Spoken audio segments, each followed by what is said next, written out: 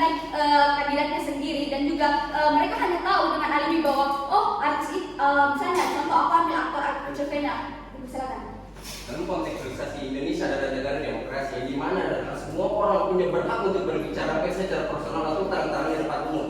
Jika Anda membatasi bahwa influencer mendukung kandidat politik, artinya apa? Artinya Anda membatasi demokrasi itu sendiri. Oke, baik, aku paham.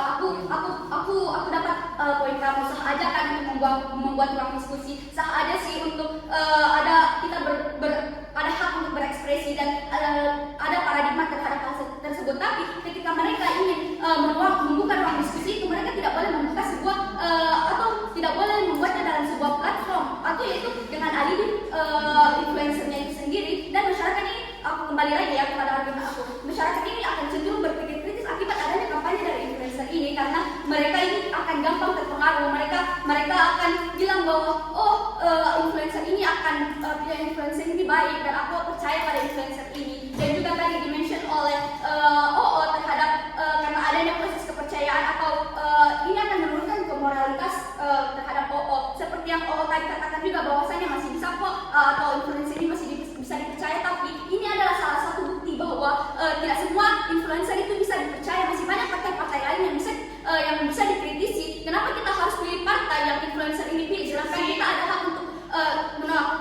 kita ada hak untuk memilih partai mana sih yang harus dikritisi. Dan juga mungkin pihak akan mengatakan bahwa ini akan bersifat tidak inklusif atau pragmatik. Namun ini akan menimbulkan adanya polarisasi sosial. Argumen ketiga kami yang dimana ini akan cenderung kurang berpikir kritis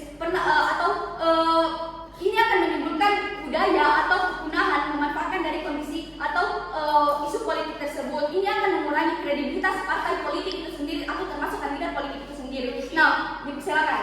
Bagaimana partai politik akan diperkenalkan di sisi Anda dengan semasif itu, sementara para influencer dibatasi untuk memperkenalkan politik di sisi mereka? Dewan juri, aku bilang aku sah-sah saja untuk membuang ruang diskusi atau mengkampanyekan partai tersebut atau pilihan tersebut, tapi mereka tidak boleh menggunakan platformnya. Apa sih platform itu? Seperti kalian memanfaatkan privilege kalian sebagai influencer, dan aku sudah tentunya dong kalian bisa memilih. Contohnya aku pakai aktor Rachel Fenya ini adalah barisan para 02, influencer 02. Dia menggunakan platformnya untuk mengkampanyekan 02 ini, dan juga kalau memang sah-sah saja untuk membuat ruang diskusi, tapi ruang diskusi itu akan terjalin dengan aman apabila dengan kerabat-kerabatnya saja dan tidak terbuka untuk ruang publik tanpa mengeluarkan embel-embel dia seorang influencer atau platformnya. Dan juga influencer ini cenderung kan untuk memamerkan gaya hidup mereka, barang-barang mereka, dan lain-lain. Kandidat ini tahu bahwa influencer ini memiliki dampak yang besar bagi partai mereka atau bagi suara mereka. Namun ini akan menjadi manfaat bagi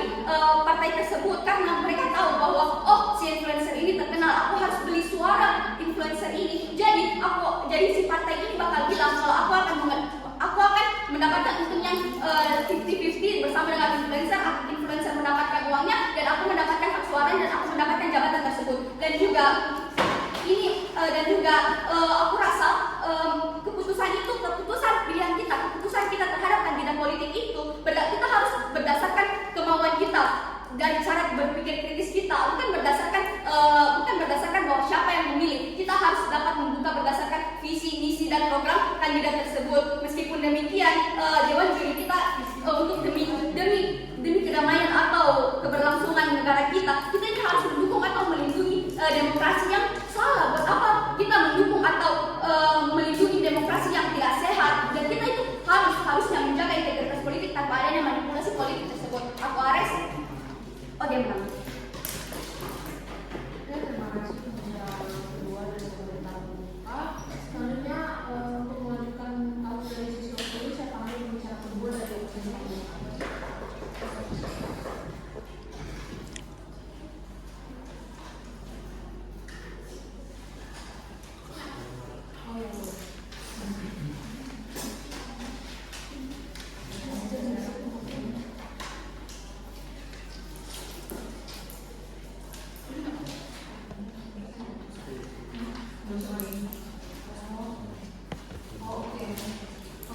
Informasi baru katanya ikut sinyal dari elektroniknya ya, pakai yang pakai elektronik.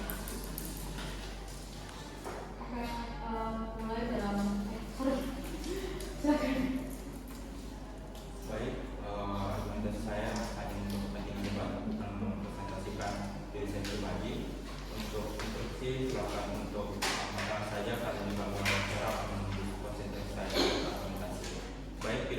saya mulai dalam hitungan 3, 2, 1. Sebelum kita melakukan argumentasi, saya akan melakukan beberapa respon terhadap keseluruhan berpikir dari Oke. 1. Saya rasa kalau kamu bilang ini akan menjadi bahan perdebatan pada akhirnya, saya rasa itu tidak apa-apa karena itu akan melatih kemampuan berpikir kritis masyarakat itu pada akhirnya Juri, sehingga argumen Oke berarti akan tidak melihat sisi baik dari kasus ini. Atau 2, saya rasa kalau kamu bilang masyarakat akan fanatik ke influencer sehingga dia tidak akan berpikir secara jernih, saya rasa itu nggak akan terjadi karena masyarakat kita sudah pintar, umur 16 tahun ke atas, ya setahun lagi agar mereka bisa memilih sehingga itu baik karena itu menjadi bekal yang cukup pada akhirnya ketika umurnya sudah cukup. Lalu di kami, T1 kami telah bertanya tapi belum dijawab oleh Oke, bagaimana partai politik akan dikenalkan? Saya rasa itu nggak akan terjadi karena ruang diskusi nggak cukup. Kalau misal kamu hanya mengadakan ruang diskusi itu nggak akan cukup pada akhirnya. Yang kedua, masyarakat butuh platform yang terpercaya pada akhirnya. Lanjut, silakan. Indikator apa yang kamu kasih? Indikator apa yang akan kamu beri kalau kamu percaya bahwa masyarakat ini sudah pintar secara keseluruhan?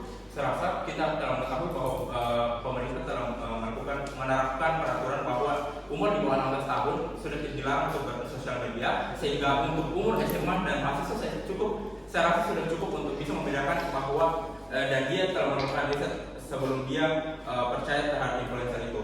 Lanjut kepada bangunan argumentasi bahwa fungsi ini merupakan fungsi proposal. 1. Lapisan pertama, influencer yang dimaksud gak apa-apa jika melakukan kampanye atau mendukung kandidat politik apabila melihat track record. Kita bisa melihat apakah influencer itu update terhadap isu politik di Indonesia, sehingga kekhawatiran pihak government gak perlu karena kita bisa melihat pada status quo. Netizen sudah pintar membedakan, netizen juga akan melakukan riset juga dong pada akhirnya. Pada status quo, Indonesia telah menerapkan peraturan pembatasan sosial media untuk anak di bawah umur 16 tahun, sehingga cyberbullying itu nggak akan semasif itu akan terjadi karena orang-orang yang merupakan pengguna sosial media sudah berumur 16 tahun ke atas. Atau B, update terhadap visi misi, pengalaman paslon yang dituju, sehingga ini akan meminimalisir terjadinya penyebaran hoax, politik identitas dan sebagainya. Implikasinya apa? Ini akan nggak apa-apa karena si pembaca atau follower dari influencer itu akan menerima informasi sesuai pada status quo. Jika Oke bilang ini akan mengakibatkan cyberbullying, ini nggak akan terjadi karena telah terbantahkan pada status quo tentang aturan yang telah ditetapkan oleh pemerintah tentang kelarangan penggunaan sosial media di bawah 16 tahun, sehingga kekhawatiran itu nggak akan terjadi pada sisi kami. Lanjut, kita nggak boleh membatasi hak suara si influencer ini. Saya rasa kalau kamu bilang ini akan mempengaruhi suara untuk paslon nantinya karena cyberbullying itu terletak karena aturan tadi, umur SMA, mahasiswa dan seterusnya seharusnya telah mengetahui etika dalam bermedia sosial, sehingga di dunia kami cyberbullying tidak akan terjadi. Atau B, hoax tinggi atau misinformasi. Saya rasa itu nggak akan terjadi juga karena sumber daya manusia kita sudah pintar di jenjang SMA dan mahasiswa. Saya rasa sudah pintar meriset informasi, nggak akan. Silakan. Oke, aku ambil poin kamu bahwa masyarakat itu perlu mempertimbangkan sendiri pilihannya. Berarti jalan utamanya untuk dipercaya bukan influencer dong. Itu ada pada dirinya sendiri, bukan influencer untuk jalan utamanya terhadap pilihan dia. Oke, kalau kamu bilang bahwa bukan jalan utamanya, saya menawarkan bahwa influencer itu merupakan media bahwa masyarakat bisa melihat bahwa ketika misal dari masyarakat tidak melek politik, dia akan lebih melek politik karena melihat influencer atau misal role model dia telah melek politik, sehingga setidaknya dia telah mengetahui dari dasar-dasar dari politik yang sedang terjadi di Indonesia pada akhirnya. Kenapa ini baik di sisi kami? Informasi politik lebih bisa relate. Masyarakat tetap mengikuti influencer jika dia merasa relate akan hal itu. Kenapa ini baik? Karena penyampaian dan latar belakang akan lebih mudah dimengerti pada sisi masyarakat yang mengikuti influencer itu. Atau B, masyarakat akan melihat politik seperti saya telah menjawab tadi. Masyarakat yang bisa saja dari yang malas atau tidak update terhadap politik, yang menjadi mulai memperhatikan isu politik, kandidat politik. Karena kenapa ini baik? Umur 16 tahun ke atas berarti sudah siap menjadi pemilih. Nantinya juga silakan. Ketidaktahuan akan hukum dapat dimaafkan, ketidaktahuan tidak dapat dimaafkan. Sampai sekarang faktanya tidak hanya jadi bahwasanya kandidat yang dikabarkan merupakan kandidat yang baik. Bagaimana kalau disebutkan bahwasanya ketika pekerja tersebut mengabadikan suatu kandidat itu merupakan kandidat yang baik. Oke, saya rasa kalau kamu bilang itu belum tentu merupakan kandidat yang baik, saya jawab bahwa seperti yang saya katakan tadi bahwa umur 16 tahun melakukan riset dengan baik, karena dia tidak akan memakan mentah-mentah apa yang dikatakan influencernya, tapi influencer ini merupakan wadah agar dia bisa melihat bahwa isu politik yang sedang terjadi di Indonesia itu seperti apa saat ini. Selanjut, sehingga di dunia kami akan lebih baik karena kalau kamu nggak melihat politik, nggak perhatikan kandidat politik, bisa saja kamu saat memilih nantinya kandidat politik kamu akan golput atau bahkan paslon yang kamu pilih itu akan buruk ke depannya.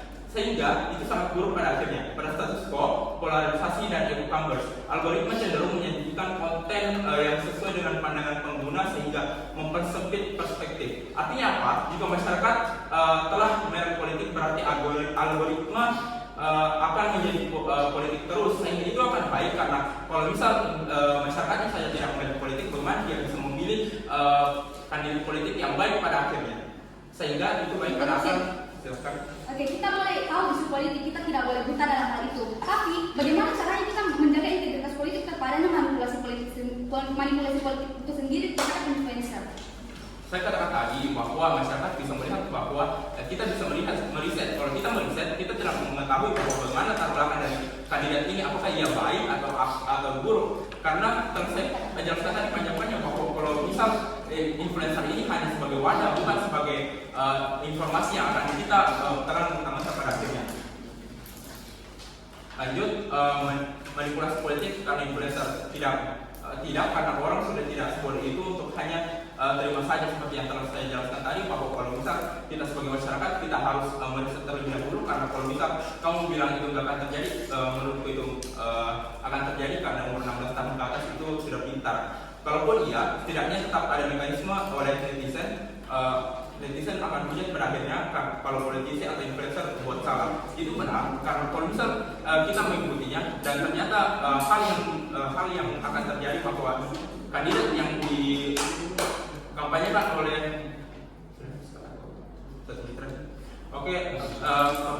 yang dikampanyekan oleh pihak influencer ini akan buruk, dia akan dihujat pada akhirnya, sehingga itu nggak apa-apa pada akhirnya. Atau fanatisme, di sisi kami fanatisme justru yang menjadi engagement karena bisa menarik minat orang mencari tahu tentang politik dengan semua alasan bahwa berang.